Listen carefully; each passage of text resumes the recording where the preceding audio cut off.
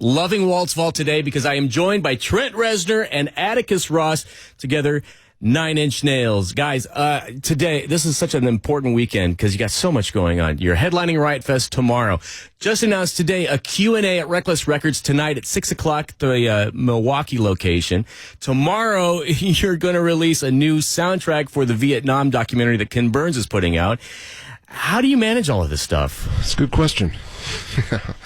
Atticus and myself have kind of learned that if we have a variety of things going on at the same time, they tend to inspire each other as long as the workload is reasonable. You know, a few years ago we kind of got into film scoring and found that the right amount of that is a nice thing that uses a different part of your brain, a different way to kind of compose and create, and working with different sets of people. Different type of vibe that complements the other projects we're working on. Playing live shows into the mix has been a bit of a new thing that's added a bit of chaos. Normally 9 Inch Nails would go on a touring cycle where we'd tour a year and a half, 2 years, then disappear for several years, and then do that until we're too old to tour. And we're trying a new method of seeing what it would be like to play a handful of shows throughout the year, kind of stay in a state of always ready to go. So that's kind of added a new thing into the mix. It's been a bit chaotic this last summer, but it's been good.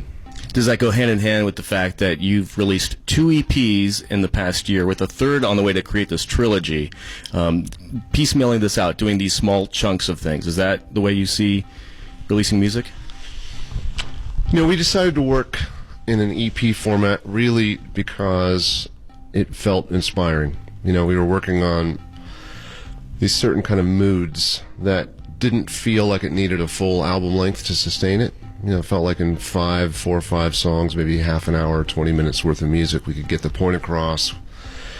And now that the whole record business has kind of exploded and albums are somewhat irrelevant, and it's hard to get anyone to pay attention to what you do for longer than an afternoon.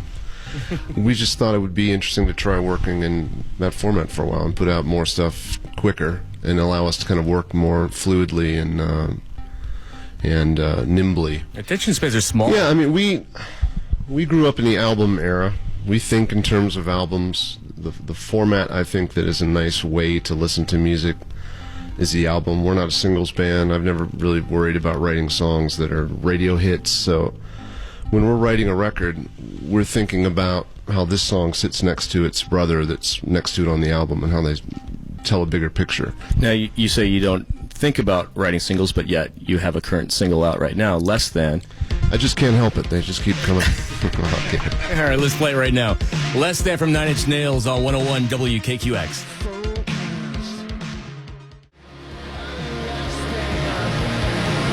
That is a cold ending. Less Than from 9 Inch Nails from the Add Violence EP. It's Walt in the studio with Trent Reznor and Atticus Ross from 9 Inch Nails. The video for that song, Less Than, it's pretty over the top. How'd that come about? Jeff Minter, who's a kind of legendary indie programmer type guy who's about my age, from England. Been somebody that I've always been a fan of. And let's see, we were looking for a container to put the song in that had an over-the-top visual kind of component, made it feel like movement. And I'd stumbled into his game. He'd put out a version of this game, Polybius, in VR. That was pretty. It's overstimulating to the point it feels like it might be bad for you to experience it. So I reached out to him to say, would it be possible to mod the game to include elements of the song in it? And could you do it in the next 48 hours? Really? Yeah, and everything just kind of came together, and it made sense in a number of levels, but it was kind of a last-minute thing, to be honest with you. Yeah, it's a pretty intense video, though. It fits the song pretty well. Turned out good. All right, well, hang out. Trent Reznor, Atticus is going to hang out for a little bit. They're at Reckless Records tonight doing a Q&A at 6 o'clock. Right now it's Lincoln Park on 101 WKQX. It starts with one thing. I don't know why. It doesn't even matter how hard you try. Keep that in mind.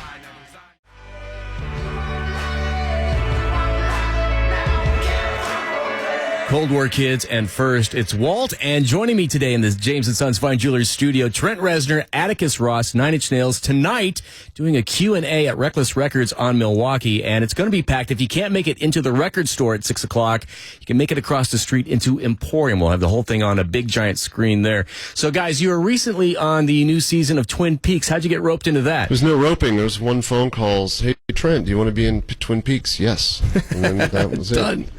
Write a song, and I'll see you in a couple weeks. So did you write that song for Twin Yeah. Peaks? Yeah. Which, because I know it just came out on the Twin Peaks soundtrack, but it was also on not the actual events. Yeah. It was written specifically for Twin Peaks. Okay. Actually, we wrote a different song initially, and he said, how about something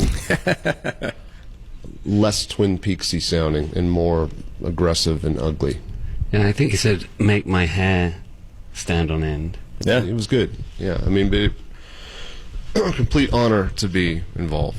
Lynch has always been a hero of mine. I was thrilled to learn that he was going to put the effort in and bring Twin Peaks and do it in the style that he did. I was thrilled to see what it became.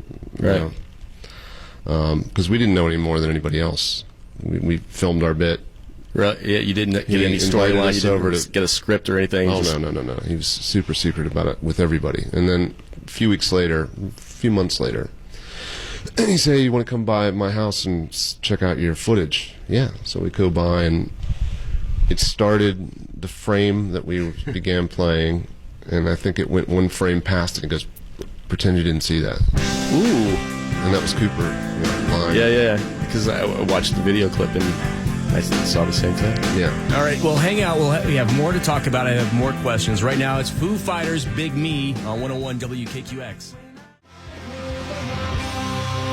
It's Blink, Adam's song. It's Walt, and I'm joined by Trent Reznor and Atticus Ross in the studio from 9 Inch Nails. Now, tomorrow, you're going to release this new soundtrack for the Vietnam War. It's a new Ken Burns documentary that premieres on PBS this weekend. It took 10 years to make this thing. How important is the music to telling the story of the war? Hey, when we were approached by Ken Burns and Lynn Novick years ago, probably 4 years ago, I think, to say, we would like you to score an 18-hour documentary on Vietnam. Simple task. Yeah, I mean, it's incredibly flattering as huge fans of their work. But, quickly, the next question was, why us? What do you... Because that wouldn't come to my mind to think, let's get us to score that. What's your vision here? I mean, that's the first thing we thought. And it was explained in a way that, emotionally what he was trying to convey, or what they were trying to convey, we were the right fit. They weren't looking for anything that sounded like it was from the 60s. They wanted a modern take. There would be authentic music from that era also peppered in. It wasn't just 18 hours of our score. Right. But he showed us some clips of stuff where he temped in some other music of ours into it. And as soon as you saw it, it was goosebumps, and it was Right. just the most powerful, emotionally rich, heartbreaking, a lot of it. Little clips that we thought, okay, this is, of course we'd be honored to be part of this, And then it was trying to figure out, how do you score an 18-hour film? And we kind of fumbled our way into figuring that out. But it's something we're very, very proud to be part of, and I'd encourage... it's an 18-hour commitment, but it made me realize how little I knew about Vietnam. Actually, the DVD actually comes out on the 19th, so I can't wait to pick that up. I'm going to dive in head first. So tomorrow you're playing Riot Fest. We'll talk about that in just a minute. Tonight you're at Reckless Records doing a Q&A at 6 o'clock. I would get there now if you want to hope to get in the store. Also, be across the street at Emporium. Let's do some old school stuff from Downward Spiral now. This is Closer on 101 WKQX. You let me violate you. Portugal, the man, because punctuation matters. Feel it still. It's Walt, and hanging out in the studio with me, Trent Reznor, Atticus Ross of 9 Inch Nails. Guys, with so many projects you have going on, do you find it hard to switch hats between 9 Inch Nails and doing the soundtracks? I'll tell you what we found is good. Say, deep into Nine Inch Nails project where every decision is us, from the direction to the statement. Is this even, or should we be going down this road? Is this the right hi-hat sound? Is there too much reverb? Is the lyrics good or bad? Are we saying this right? How do we fit into the world? Is it relevant? Switching to the next week to working on a film, say, where someone else has made those decisions, and now we're in service to this to do the best job we can to help execute and make that vision as good as it can be.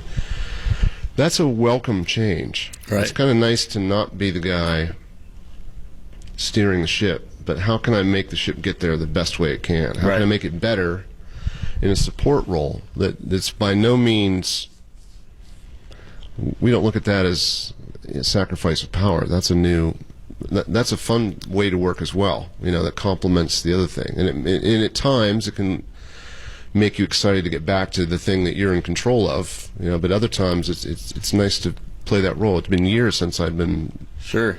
taking direction. I mean, and you started completely in control with Pretty Hate Machine, where you kind of did it all. I couldn't find an Atticus back then. Right. So it's either not going to happen or just man up and figure it out. And in my mind, I wanted it to be, I wanted 3 other guys, and we're going to be a band, and we're going to whatever. We're going to talk Riot Fest in just a few, plus give you a chance to score 3-day passes to Riot Fest. Keyword coming in 10 minutes on 101 WKQX. It's Nirvana.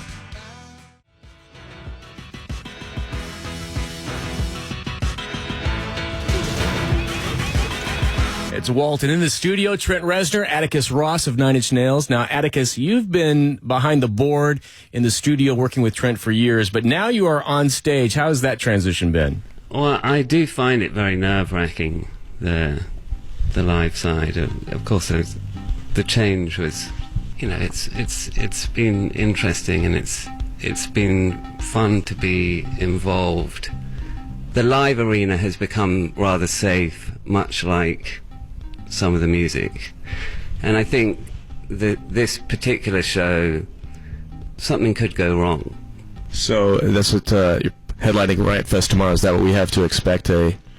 Mistakes. Mistakes? The mistakes are beautiful. I'll make some. Now, what he's saying is, when we thought about, and we may have talked about this, I can't remember what we talked about last time we spoke, but this wave of presenting the band, we spent a lot of time thinking about before tour. What are we trying to say? What do we want the experience to be like? In the past, sometimes that has been, past tours, it has been spectacle or immersion or tech demo. Look at what we can do with screens and lights and creativity. Right. It has seemed as though in the gap between the last shows we did 3 or 4 years ago and to the present, that probably through the EDM explosion and every festival having every screen in the world, that I think the audience, I feel from witnessing some of these festivals and experiences, that it's a bit of oversaturation where now you're walking into content. There's a band playing in silhouette with content on screens behind them, and lip syncing to a track. And what we thought this time is let's go the opposite direction and really just present a band playing. That it's about the band playing, and it doesn't feel scripted, and it doesn't feel. It's not an arms race of. I love Roger Waters, for example, and I thought his last tour was unbelievable. We can't beat that. Right. You know what I mean? Right. He's got the songs, he's got the legacy, he's got the budget, he's got, that was awesome for what it is. I'll tell you what I haven't seen is The Cure in 1983 anywhere. Right. And I'm using that as a reference of a band that gave me goosebumps, that was color and smoke and Mystique. mystique and a fucking vibe, and Yeah. that's what we thought. Let's try that and see if it works. Well, I can't wait to see it tomorrow night at Riot Fest. Tonight, you're going to be at Reckless Records on Milwaukee, and it's at 6 o'clock. A little Q&A there. If you can't make it in there, you can also go across the street to Emporium and check it out on the big screen there. Guys, thanks so much for taking some time and hanging out with us here at 101 WKQX. Trent Reznor, Atticus Ross. It's Nine Inch Nails.